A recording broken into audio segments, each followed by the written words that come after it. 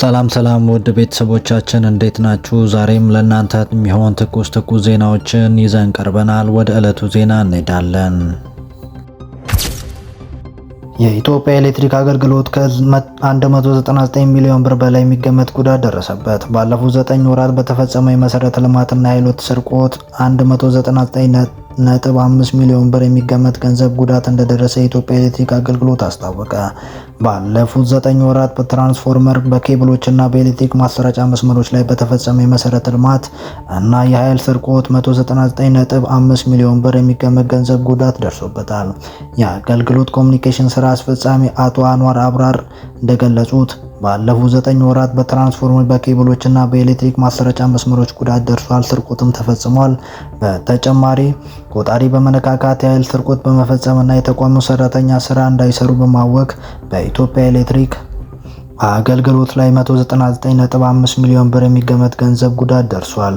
ከዚህም ውስጥ በኤሌክትሪክ መሰረተ ልማት ላይ በተፈጸመው ጉዳት ስርቆት ብቻ 52,033,123 ብር የሚገንዘብ ጉዳት በተቋሙ ላይ ደርሷል ያሉት አቶ አንዋር ይህንን እኩይ ተግባር በፈጸሙ ግለሰቦች ላይ 208 የክስ መዝገቦች በመክፈት ህጋዊ እርምጃ እንደሚወስድ ተናግረው እስካሁን 27 ወንጀለኞች ላይ ከ2 ወር እስከ 10 ዓመት በሚደርስ ጽኑ እስራት ከ25,000 እስከ 50,000 ብር የሚደርስ የገንዘብ ቅጣት እንደተላለፈባቸው ገልጸው ለህዝብ አገልግሎት በሚል መሰረተ ልማት ላይ የስርቆት መፈጸም ማለት በህዝብና በትውልድ ላይ ጉዳት ማድረስ መሆኑን ህብረተሰቡ ሊገነዘብ ይገባዋል ብለዋል። የኢትዮጵያ ኤሌክትሪክ አገልግሎት የተቋቋመበት ዋነኛ ዓላማ በአግባቡ እንዳይወጣ መሰል እኩይ ተግባር ተጽዕኖ ከማሳደራቸው ባሻገር በህብረተሰቡ አገልግሎቱን በሚፈልገው ደረጃ እንዳያገኝ ጫና በማሳደር በሀገር ኢኮኖሚ ላይ ከፍተኛ ጉዳት እያደረሰ መሆኑን ሁሉም ሊገነዘብ ይገባል ነው ያሉት።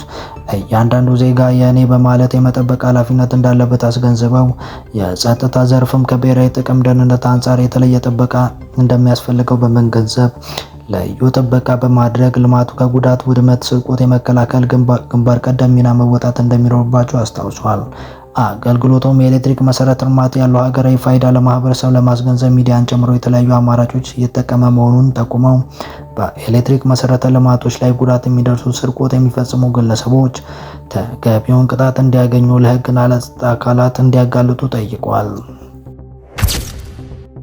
በዩክሬን ካርኪቭ ከተማ የድሮን ጥቃት ደረሰ። ሩሲያም በዩክሬን ሁለተኛ ትልቅ ከተማ በሆነችው ካርኪቭ ትልቅ የድሮን ጥቃት ከፍታለች። ሩሲያ ባደረሰችው ትልቅ የድሮን ጥቃት ቢያንስ 3 ሰዎች ሲሞቱ 21 ሰዎች ደግሞ መቁሰላቸውን የከተማው ከንቲባ ኢጎር ቴክቮ ገልጸዋል። ኢጎር ቴክቮ እንዳሉት ሩሲያ በአንድ ሌሊት 48 ድሮኖችና 2 ሚሳኤሎችን አስወንጭፋለች። በዚህ ከባድ ጉዳት መድረሱን 3 ግዙፍ የመኖሪያ ህንፃዎች መመታታቸውን ተናግረው ባለፉት ሳምንት ዩክሬን 40 የሩሲያ አውሮፕላኖችን መምታቷ የሚታወስ ሲሆን ሩሲያም የአየር ጥቃቱን በኪየቭ አገዛዝ ለተፈጸሙ የሽብር ድርጊቶች ምላሽ ነው ስትል ወታደራዊ ቦታዎችን ኢላማ እንደተደረጉ ተናግራለች። ሩሲያ በመላው ዩክሬን 400 በላይ ድሮኖችና 40 የሚጠጉ ሚሳኤሎች በመጠቀም አደገኛ የተባለ ወታደራዊ እርምጃ መውሰዷን የሚታወስ ሲሆን በዚህ ጥቃትም 6 ሰዎች ሲገደሉ 80 ሰዎች ቆስለዋል። በስኳር ህመም ችግር ውስጥ ያሉ ህጻናት ቁጥር በእጥፍ ጨምሯል። በሀገር አቀፍ ደረጃ አይነት 1 ወይም ህጻናት ስኳር ህመም በእጥፍ መጨመሩን ተገለጸ። በአዲስ አበባ ዩኒቨርሲቲ የጥቁር አንበሳ ስፔሻላይዝድ ሆስፒታል የህጻናት የሆርሞንና ስኳር ሐኪም በኢትዮጵያ የስኳር ህመምተኞች ማህበር የቦርድ ዶክተር ሰዋገኘሁ የሸዋሶል እንደገለጹት በኢትዮጵያ በአሁኑ ጊዜ አንድ ስኳር ህመም ወይም የህጻናት ስኳር በሽታ ከ3 ዓመት በፊት ከነበረው እጥፍ ጨምሯል። ከ4 ዓመት በፊት የስኳር ህመምተኞች ማህበር ውስጥ ያሉ ህጻናት ስኳር ህመም ተጠቂዎች ቁጥር ከ8 እስከ 9 ሺህ የሚደርስ ነበር ብለዋል። አሁን ላይ ችግሩ እየጨመረ በመምጣቱ ወደ ህክምና ተቋም በመሄድ ተመርምረው በሽታውን ተለይቶ አባል ያልሆኑ ሳይጨምር ወደ 16,000 ከፍ እንዳለ መረጃዎች እንደማሳይ አንስተዋል። የህክምና ባለሙያዎች የማህበረሰብ ግንዛቤ እጥረት እንዲሁም ግብዓት ተደራሽ አለመሆኑን የህሙማን ማባባስ ዋነኛ ምክንያት መሆኑን አንስተዋል። ከህፃናት ህክምና ጋር ተያይዞ በሀገር ደረጃ የህፃናት የሆርሞን ህክምና የሚሰጠው ባለሙያዎች ቁጥር 4 ብቻ እንደሆነ አመልክተው ከ120 ሚሊዮን በላይ ህዝብ ውስጥ ላሉ ህጻናት ተደራሽ መሆኑን በፍጹም የማይቻል ነገር ነው ሲሉ አመላክተዋል። አብዛኛው ማህበረሰብ ስኳር በሽታ አይዞም ብሎ እንደሚያምን ጠቅሰው በጥቁር አንበሳ ሆስፒታል ብቻ በተደረገ ጥናት በመቶ የሚሆኑ ህጻናት ላይ ሕክምና ተቋም የሚመጡት በሽታ የመጨመር ደረጃ ላይ ከደረሰ በኋላ መሆኑን አብራርተዋል። የትራምፕ ውሳኔ እንዳሳሰበው የአፍሪካ ህብረት ኮሚሽን ገለጸ። ኮሚሽኑ ዛሬ ባወጣው መግለጫ የአሜሪካ መንግስት አንዳንድ የአፍሪካ ሀገራት ጨምሮ በተወሰኑ ሀገራት ላይ የጉዞ ማዕቀብ መጣሉን በተመለከተ የተሰማውን ገልጾ በመግለጫውም ሁሉም ሀገራት ድንበራቸውን የመጠበቅና ዜጎቻቸውን ደህንነት የማስጠበቅ መብት እንዳላቸው እንረዳለን ያለው የአፍሪካ ህብረት፣ ይሁንና የአሜሪካ ይህንን መብቷን ተግባራዊ ስታደርግ ሚዛናዊ በሆነ በማስረጃ በመደገፍ የአፍሪካንና የአሜሪካ የረጅም ጊዜ ግንኙነት ከግምት ውስጥ ባስገባ መልኩ መሆን እንደሚገባ አስረድተዋል። እንዲህ ያሉ እርምጃዎች በህዝብ ለህዝብ ግንኙነት፣ በንግድ ትስስር፣ በዲፕሎማሲ ግንኙነት ላይ ተጽዕኖ ሊያሳድር ይችላል የሚል ሀሳብ እንዳደረበትም አስታውቆ አሜሪካ በሰላም በብልጽግና በትብብር ረገድ ተመሳሳይ ፍላጎት እንዳላቸው አውስተዋል። በመሆኑም የአሜሪካ መንግስት የጉዞ ማዕቀብ በጣለባቸው ሀገራት ላይ የተሻለ ገንቢ የሆኑ ግንኙነት እንዲኖር ውሳኔ ይሰጣል ተብሎ ይጠበቃል። በአሜሪካ መንግስት የጉዞ እገዳ የጣለባቸው የአፍሪካ ሀገራት ውስጥ ኤርትራ፣ ቻድ፣ ዲሞክራቲክ ኮንጎ፣ ሊቢያ፣ ሶማሌ፣ ሱዳን መሆናቸውን ዘገባዎች አስታውሰዋል። በዩናይትድ ስቴትስ፣ በካናዳ እና በአውሮፓ የሚኖሩ የፒኤችዲ ደረጃ ያለ የኦሮሞ ምሁራን የኤርትራ ፕሬዝዳንት ኢሳያስ አፈወርቂ የኦሮሞማ መልእክት በማውገዝ ደብዳቤ ጽፈውላቸዋል። እንዲህ ይላል። ግንቦት 24 2025 የኤርትራ 34ኛ የነጻነት በዓል ላይ ባደረጉት ንግግር በኦሮሞ ማንነት ላይ የደረሱት ያልተቆጠበ ጥቃት በማያሻማ መልኩ ለማውገዝ እኛም በስም የፈረምነው የኦሮሞ ምሁራንና ባለሙያዎች ይህንን ደብዳቤ እንጽፍሎታለን። የኢትዮጵያ ብልጽግና ፓርቲ ላይ ያነጣጠረ የሚመስለው ይህን ንግግር በኦሮሞ ማንነት ላይ ግልጽና ከባድ ጥቃት ፈጽመዋል። እርስዎ ንግግር ከፍተኛ ቅሬታ የፈጠረና ኤርትራ ህዝባችን ዘንድ የነበራትን አዎንታዊ አመለካከትና አስተያየታችሁን አበላሽቷል። የኤርትራ ፖለቲካ በቅርቡ ዓመታት ወዲህ በያዝነው ጤናማ ያልሆነ አካሄድ መሰረት የካቲት 28 2020 የመጀመሪያውን ደብዳቤያችንን ጽፈንላችሁ ነበር። በዚህም መንግስት በሁለቱም በኩል ያሉን ህዝቦች ከሚገዱ ግልጽ ጣልቃ ገብነት እርምጃዎች እንዲቆጠቡ ጠይቀን ነበር። እንደውም የኤርትራ ፖለቲካ በኦሮሞ ትግል ላይ ብቻ ሳይሆን በኦሮሞ ማንነት ላይ የበለጠ ጠላት እየፈጠረ እያየን ነው። የሰሞኑኛ ንግግሩ በኦሮሞ ህዝብ ላይ ያነጣጠረ ተንኳሽ መልእክት አድርገን ወስደነዋል ብሏል። ስመኝ ገብሩ በትክክለኛ ስሟ ስመኝ ገብሩ፣ በቲክቶክ ደግሞ ጃኒ በድሬዳዋ ሴቶች ላይ ለሚለብሱት ሽቲ በተመለከተ በላይቭ ባደረገችው ጨዋታ ላይ የተናገረችው ነገር ችግር ውስጥ እንደከተታት ይታወቃል።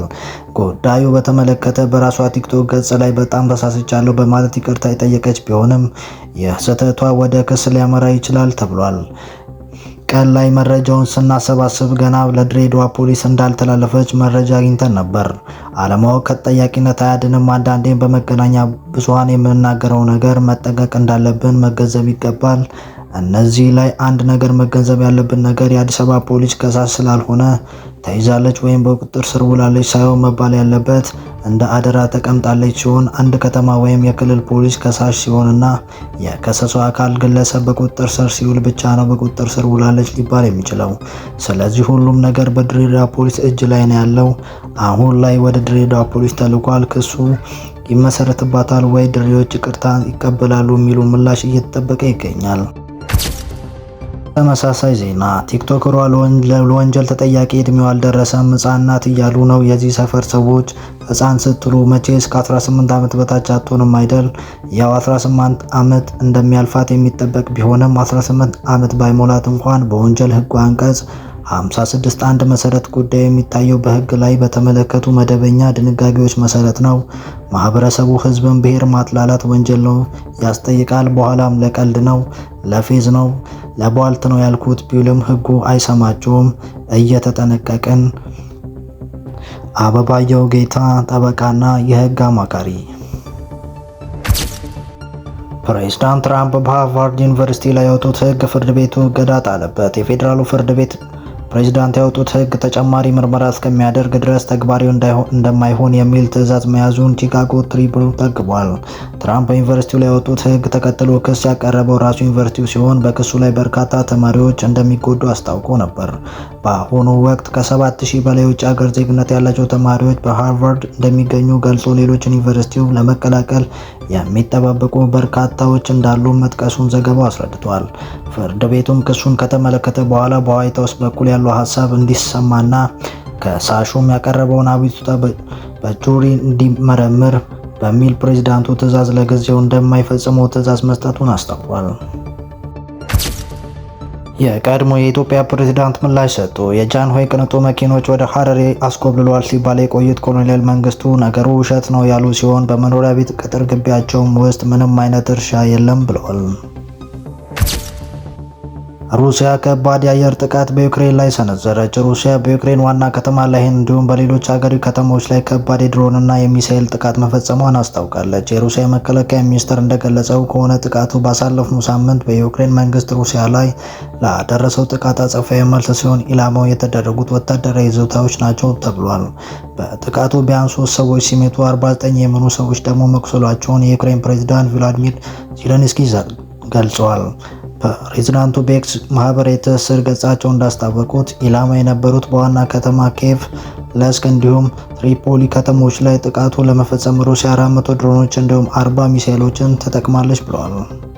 ፕሬዝዳንቱ ሩሲያ ላይ ጫና ለመፍጠር ይህንን ጦርነት ለማስቆም ጊዜው አሁን ነው ያሉት ሲሆን ለዚህም አሜሪካና የአውሮፓ ህብረት እንዲሁም የዓለም ሀገራት ሙሉ በሙሉ የሚቻላቸውን እንዲያደርጉና ሩሲያን እንዲያስቆሙ ጥሪ አቅርበዋል። ሩሲያ ይህንን ከባድ ጥቃት በምትፈጽምበት ወቅት ዩክሬን ዋና ከተማ የሚኖሩ በ10 ሺህ የሚቆጠሩ ሰዎች ከመሬት ስር በተዘጋጀው አደጋ ጊዜ ዋሻ ውስጥ በመሆን ጥቃቱን አሳልፈዋል መባሉን ቢቢሲ ዘግቧል። ይህንን ሩሲያ ጥቃት የተፈጸመው ዩክሬን ባለፈው በሩሲያ ላይ ከባድ ጥቃት ከፈጸመች በኋላ እንዲሁም ቭላድሚር ፑቲን ለዩክሬን ጥቃት መልስ እንደሚሰጡ ካስጠነቀቁ በኋላ ነው። የሮም ዳይመንድ ሊግ ትንቅንቅ በፓትሪስ ቺቤት ፓትሪስ አሸናፊነት ተጠናቋል። ምሽት ላይ በተካሄደው በመላው ዓለም በተለይም በኢትዮጵያ በኬንያዊ ዘንድ በጉጉት ሲጠበቅ የነበረው የሮም ዳይመንድ ሊግ የሁለተኛ ኦሎምፒክ የወርቅ ሜዳሊያ ባለቤት የነበረችው ፓትሪስ ቺቤት የበላይነት ተጠናቋል። ኬንያዊቷ አትሌት ፓትሪስ ቺቤት 14 ሰዓት ከ03:69 በመግባት በ5000 ሜትር ታሪክ ሁለተኛ ፈጣን ሰዓት አስመዝግባለች።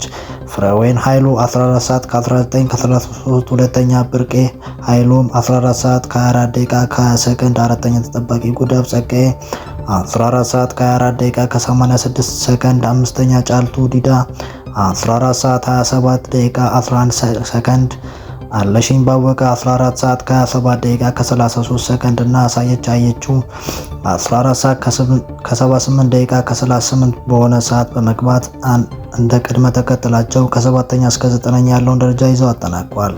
አትሌት ጉዳፍ ጸጋዬ ለአሸናፊነት ከፍተኛ ግምት ተሰጥቷት በውድድሩ 5ኛ ብትወጣም አሁንም በትራክ የ5000 ሜትር ሪካርድ የነጠቃት የለም። $12 ሚሊዮን የሚያወጣ የዩኤስአይዲ ኮንዶሞች የወሊድ መከላከያ ክኒኖች ሊቃጠሉ ነው። ሮይተርስ እንደዘገበው ለድሃ ሀገራት ተብለው የተዘጋጁት ቁጥራቸው ከፍተኛ የሆኑ ኮንዶሞች የወሊድ መከላከያ ክኒኖች ሊቃጠሉ ነው።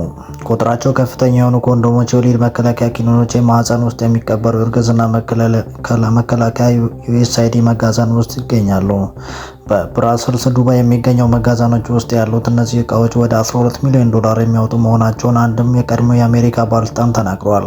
የትራምፕ አስተዳደር የውጭ እርዳታን ማቆሙን ተከትሎ እነዚህ አስፈላጊ ቁሳቁሶች ከመጋዘን አውጥቶ ማከፋፈል እንዳልተቻለ እኚህ ባለስልጣን ገልጿል። እነሆ እነዚህ ኮንዶሞች የወሊድ መከላከያ በመጋዘን ውስጥ እየበሰበሱ በመሆኑ እንዲቃጠሉ መባሉን ዘገባው አስታውቋል።